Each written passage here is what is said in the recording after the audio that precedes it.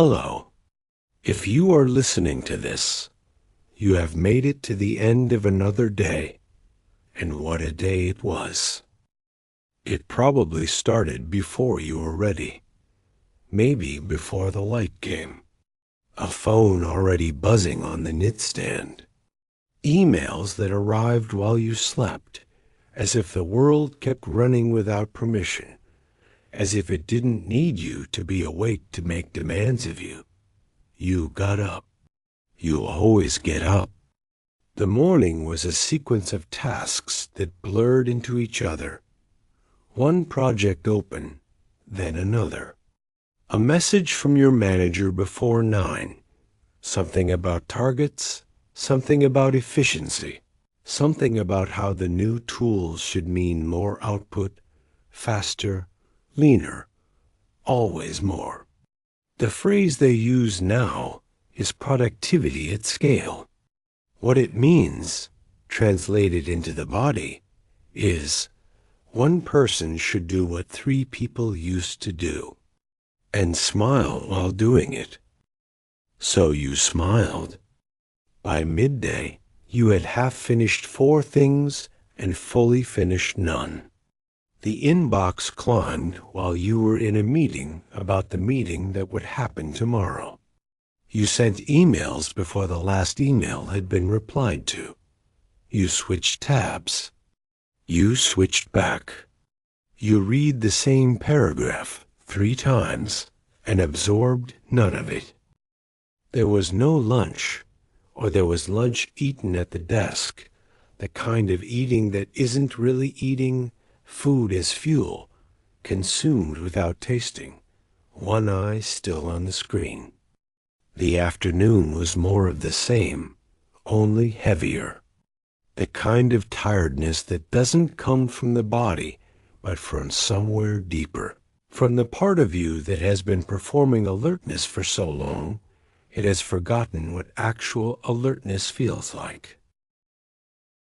By evening, the notifications had slowed, but the mind had not. You sat where you are now, or somewhere like it. The work was technically over. The laptop was technically closed. But the thoughts kept going. Tomorrow's list, the email you forgot to send, the question of whether you had done enough, which is always answered the same way, probably not. You are so tired. And the strange thing, the thing that makes this particular tiredness so hard to name, is that it isn't only your body that is tired.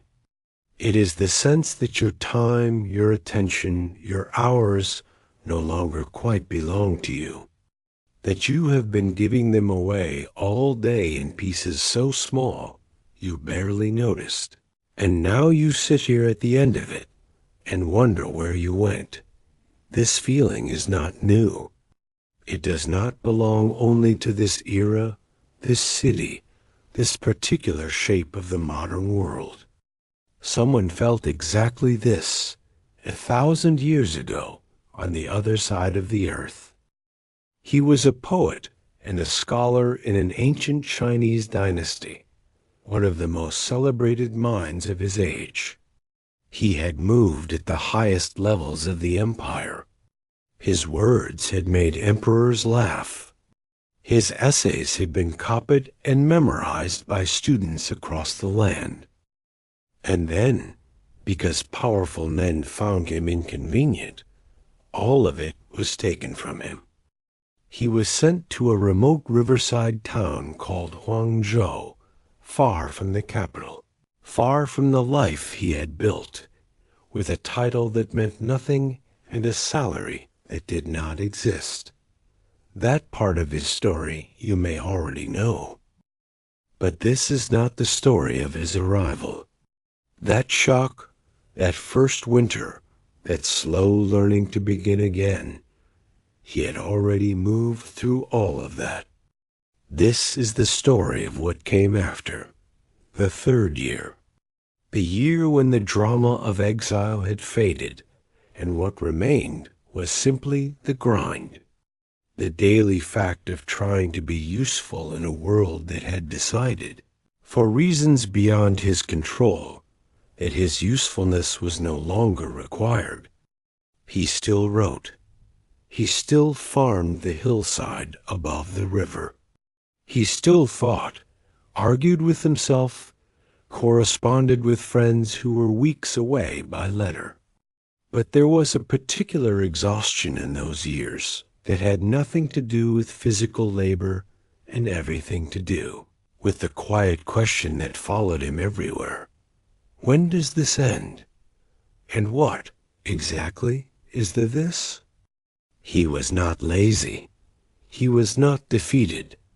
He simply could not stop, could not rest without guilt, could not sit without the feeling that he should be producing, writing, justifying his existence with output, with work, with something to show. Sound familiar? The dynasty is different. The tools are different. The pressure comes from different directions. But the question at the center of it, when does this body get to rest? That question has not changed in 1,000 years. One night, late in his 3rd year in that riverside town, he went out to drink with friends at his hillside plot. It was the kind of drinking that scholars did in those days, not reckless but unhurried. A fire, rice wine, the sound of the river below, conversation that moved slowly from one thing to another without needing to arrive anywhere. He drank until he was warm, then drank again until he was something past warm. By the time he set out for home, the night had deepened to that particular darkness that comes around midnight, not black exactly, but soft and total, the stars sharp overhead, the river a sound rather than a sight below. He knocked on the door of his quarters, no answer. He knocked again. The boy's servant, the one who was supposed to wait up, had fallen deeply and completely asleep. His snoring, the poet noted later, was like thunder.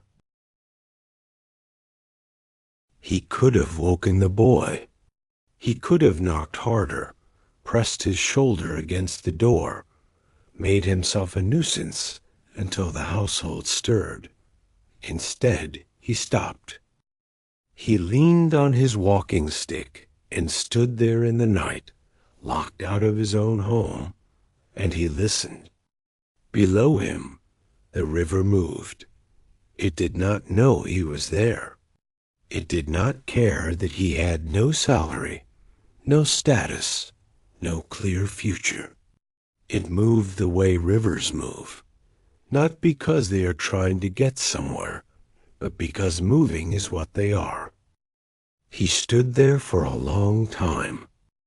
And then, when he was back inside, and the house was quiet, and the candle was low, he picked up his brush and wrote. The words came the way things come when you have stopped trying to produce them.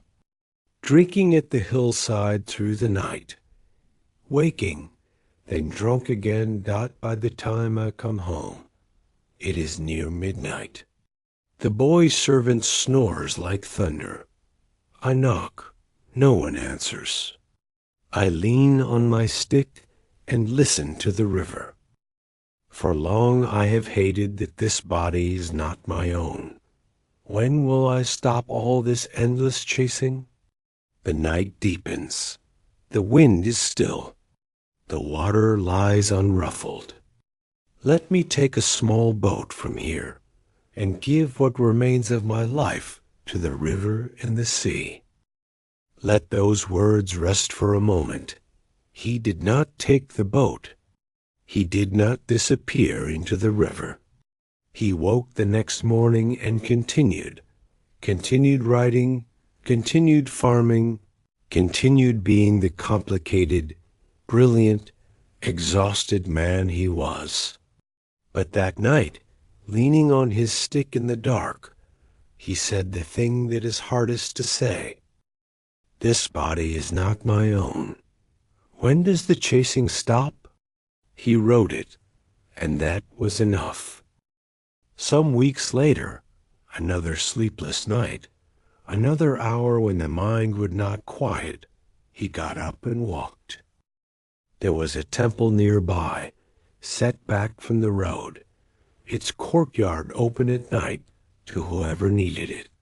He walked there and found his friend, another scholar, another exile of sorts, another man who understood the particular weight of being awake when the world was asleep. They did not talk much. They wandered the moonlit courtyard together, unhurried, going nowhere in particular.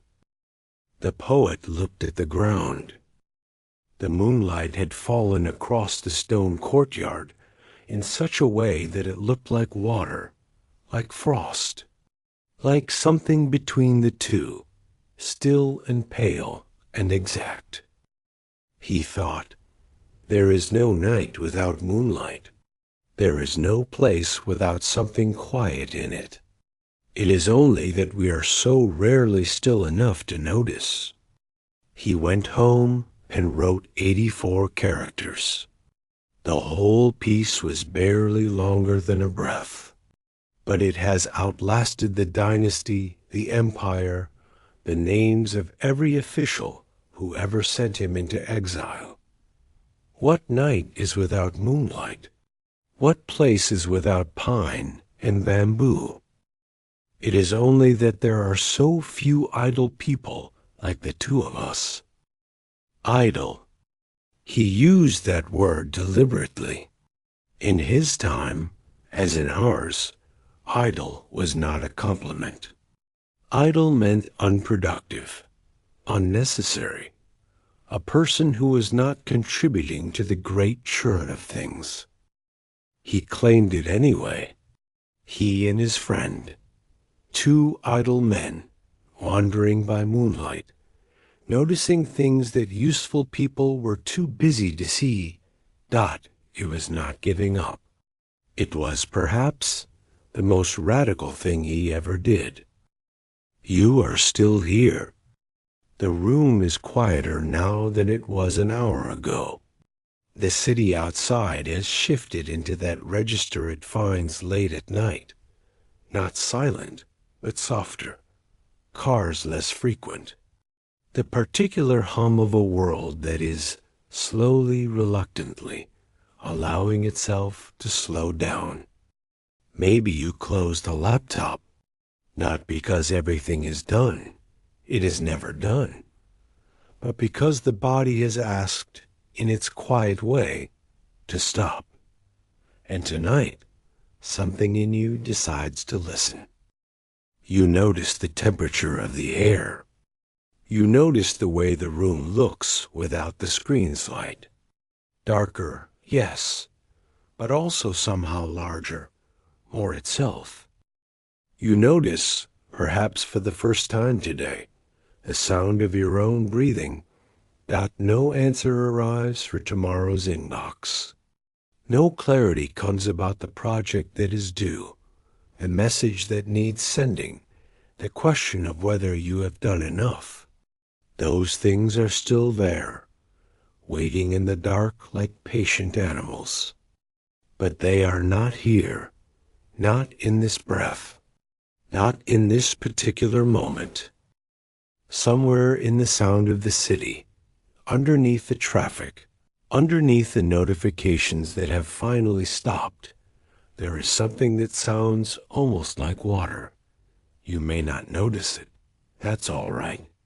It is there whether you notice it or not. A man stands at his door in the dark. He is leaning on a stick dot below him. The river moves. He is not watching it. He is only listening. The water does not know his name.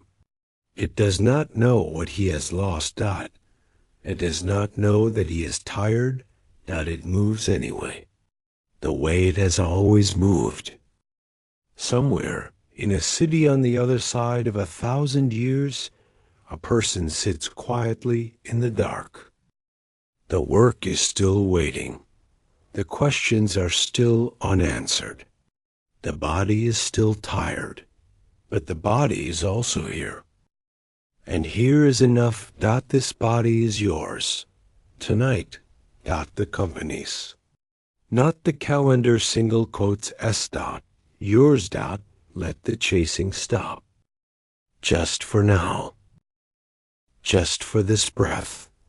The river moves. It will still be moving when you wake. Rest. Good night.